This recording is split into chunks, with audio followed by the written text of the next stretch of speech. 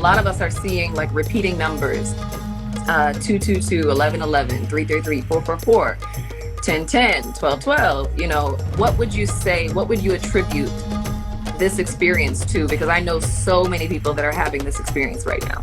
See, numbers and number systems have been invented by human beings, all right? We made up the numbers.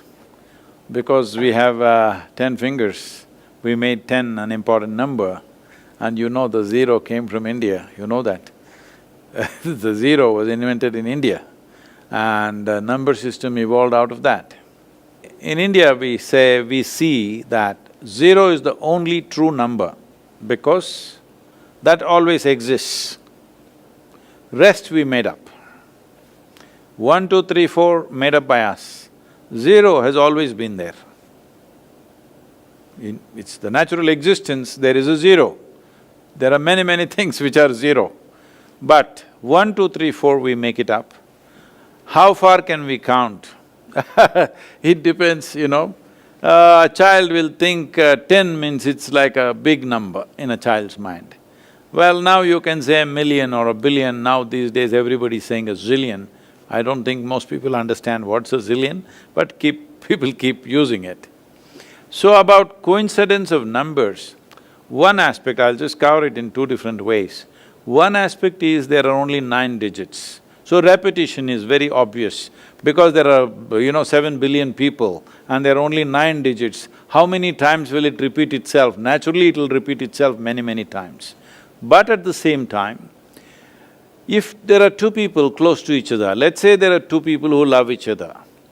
Now, it may so happen, at a given moment, if one person is thinking of a certain thought, the other person is also thinking of the same thought.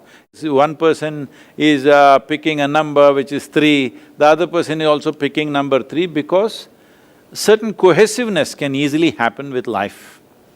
Not only with human beings, it can even happen with other creatures, it can happen with trees, it can happen with other animals. Among trees and animals also, this is very much there, much more than human beings. It is very little among human beings because there is too much of intellectual thought in the human being. In the other animals, there is not so much thought, so their synchronicity is way better than that of human beings because they experience life chemically or by smell. So because of that, there is a much more cohesive synchronicity among other creatures. For example, if a group of wild elephants come and start grazing on a particular species of trees, within 20 minutes, all the other trees in that region belonging to that species, their leaf will go bitter and they'll turn mildly poisonous. Because they've communicated, we are being eaten up, you do something, they will all turn bitter. The elephants know about it. So because the elephants know about it, they will graze quickly in one place and then they will not even bother to graze the next tree and the next tree because they know they would have turned bitter. And they will go far away and again start eating. So, even among trees, there is such synchronicity. If human beings hit a pitch among themselves, good for them, but don't give too much significance to it because then you will start imagining a whole lot of things which are unnecessary. But is there synchronicity with life? Of course. Otherwise, so many things wouldn't happen. There are lots of studies which clearly show this, and in the yogic system we call this samskriti. What samskriti means is, there is something called as,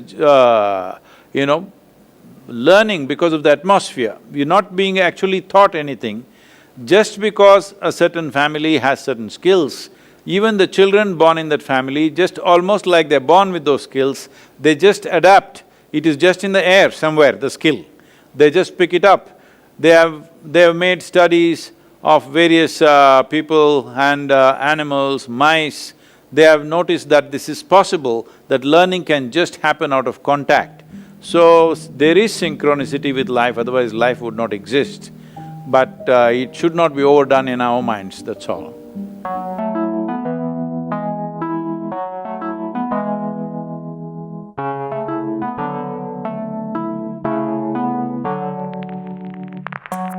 you.